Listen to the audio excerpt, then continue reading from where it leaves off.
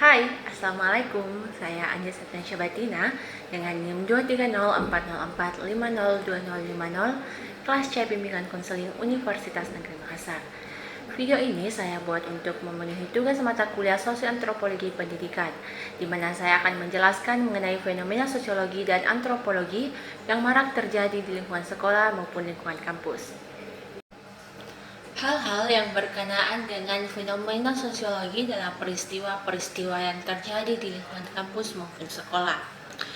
Yaitu yang pertama, sosialisasi dan penyesuaian diri dalam konteks pendidikan.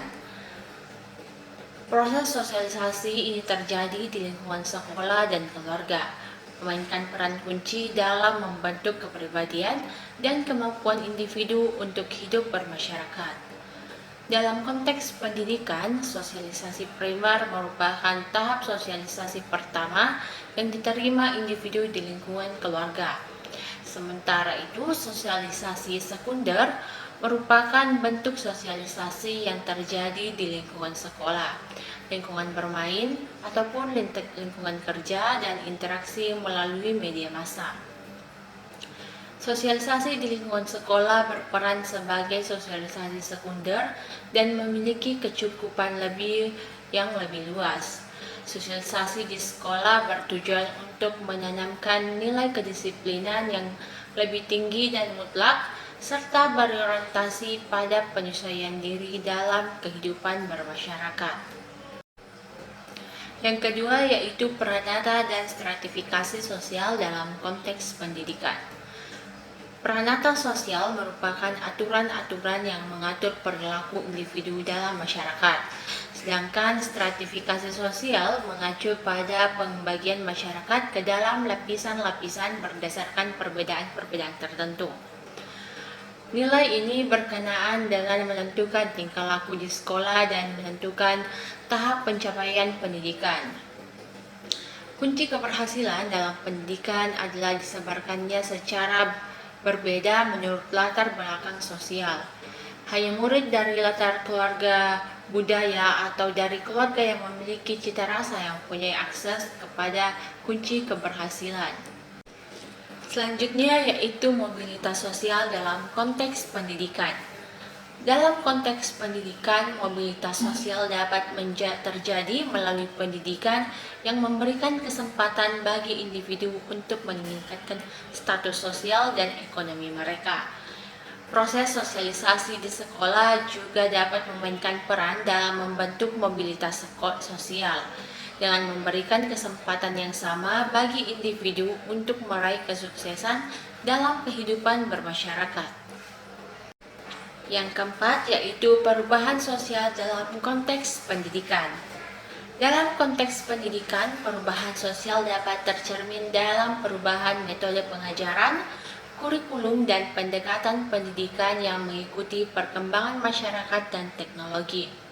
Sosialisasi di lingkungan sekolah juga dapat memainkan peran dalam membentuk sikap dan pemikiran yang mendukung perubahan ke arah yang positif.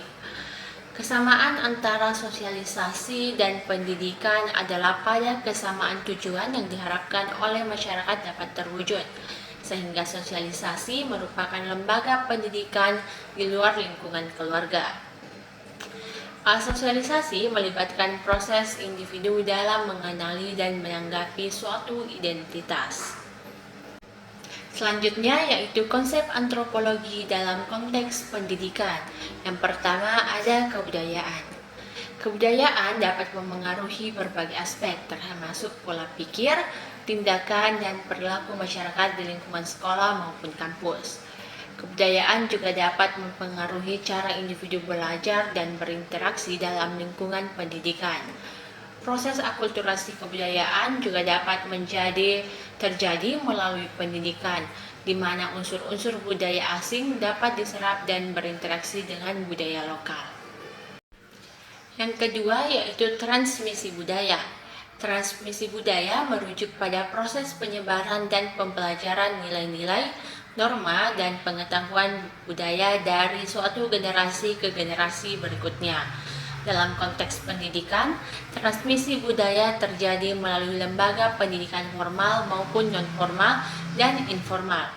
Lembaga pendidikan merupakan pusat kebudayaan transformasi pengetahuan, sikap, dan kebiasaan yang baik. Yang ketiga, ada budaya-budaya belajar. Budaya-budaya belajar ini merujuk pada pola-pola belajar yang berkembang di lingkungan pendidikan. Hal ini mencakup cara individu belajar, interaksi antara siswa dan guru, serta norma-norma yang memengaruhi proses pembelajaran.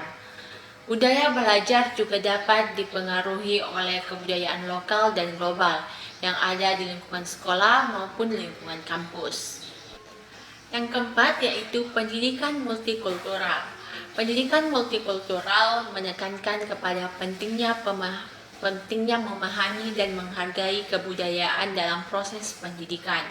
Dalam konteks ini, pendidikan multikultural mempromosikan inklusi, pengakuan, dan penghargaan terhadap keberagaman budaya yang ada di lingkungan pendidikan. Hal ini mencakup seperti upaya mengintegrasikan perspektif multikultural dalam kurikulum dan praktik pendidikan.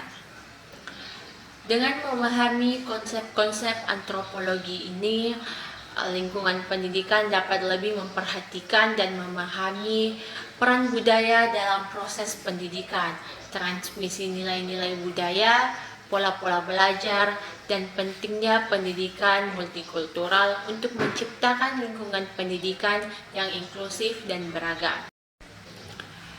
Yang ketiga yaitu mengenai gap yang terjadi antara konsep pendidikan ideal dengan realita yang terjadi di lingkungan kampus maupun lingkungan sekolah. Pendidikan yang ideal dicita-citakan oleh filosofis tokoh pendidikan Indonesia yang seringkali bertentangan dengan realita sosio-antropologi di kampus maupun yang terjadi di sekolah. Salah satu tokoh pendidikan Indonesia adalah Ki Hajar Dewantara yang menekankan pentingnya pendidikan yang membebaskan, memperhatikan keberagaman budaya, dan menghargai martabat manusia. Namun dalam realitasnya masih terdapat kesenjangan antara konsep ini dengan peristiwa-peristiwa sosioantropologi pendidikan yang terjadi di lapangan.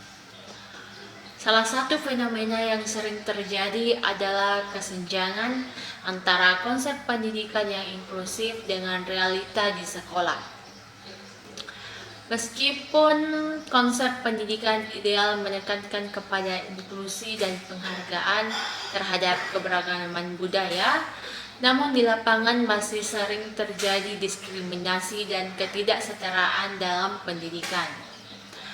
Hal ini dapat terlihat dari perilaku yang tidak adil terhadap siswa dari latar belakang budaya yang berbeda, kurangnya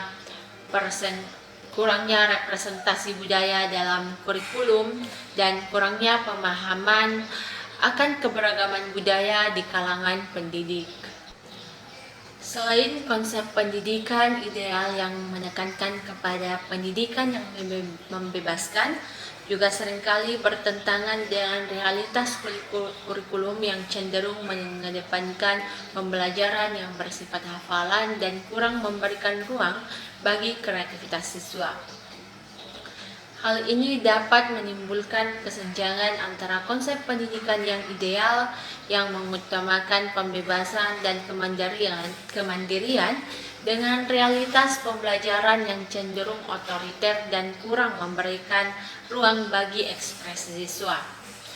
Dengan demikian, dapat dilihat bahwa terdapat kesenjangan antara konsep pendidikan yang ideal yang dicita-citakan oleh pendidikan Indonesia dengan peristiwa sosioantropologi pendidikan yang terjadi di lingkungan sekolah maupun lingkungan kampus. Untuk mengatasi kesenjangan ini, perlu adanya upaya yang konkret untuk merumuskan kebijakan pendidikan yang mengakomodasi keberagaman budaya, memberikan kebebasan dalam pembelajaran, serta meningkatkan pemahaman akan hak-hak pendidikan bagi semua siswa tanpa terkecuali. Sekian dari saya, mungkin itu penjelasan singkat mengenai fenomena-fenomena sosiologi dan antropologi maupun gap yang terjadi di lingkungan sekolah dalam konteks pendidikan. Sekian dari saya, wassalamualaikum warahmatullahi wabarakatuh.